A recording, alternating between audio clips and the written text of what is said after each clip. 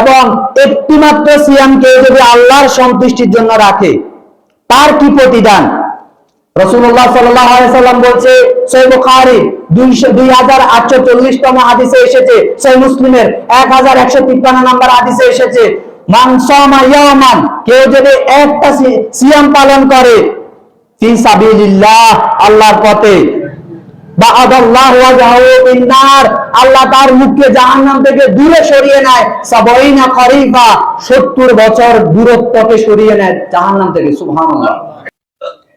তো আল্লাহ সুবহানাহু ওয়া তাআলা তার মুখকে কত বছর জাহান্নাম থেকে দূরে সরিয়ে নেবে?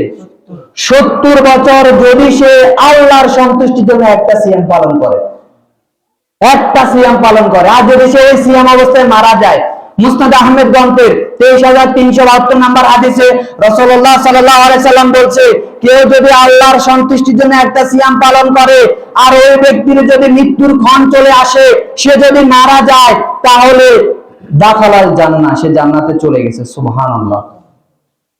তার জন্য জান্নাত, যে আল্লাহর সন্তুষ্টির জন্য সিয়াম রেখে আপনি যদি ওইদিন মারা যান, শয়তান আপনাকে একটা ধোঁকা দিবে যে গ্যাস্ট্রিকের সমস্যা হয়, সিয়াম থাকলে আমার রোগ দেখা দেয়, সিয়াম থাকলে রোগ ভালো হয়, ক্যান্সারের মতো রোগ ভালো হয়। সিয়াম যদি আপনি থাকেন, রোজা যদি থাকেন, না খায় থাকার কারণে আপনার যদি শরীর বেশি থাকে, তাহলে আপনার যে অতিরিক্ত চর্বিগুলো কমবে, এবং আপনার যে আপনি খাবার গুলো খেলেন অতিরিক্ত চর্বি আকার ধারণ করে যেগুলো জমে গেছে, সেগুলো বার্ন হবে, কমবে, এবং আপনার খাওয়ার একটা লিমিটেশন, একটা নিয়ন্ত্রণে চলে আসবে। আপনি যে 11 মাস খেলেন, এটি হচ্ছে যে রেস্ট দেওয়া।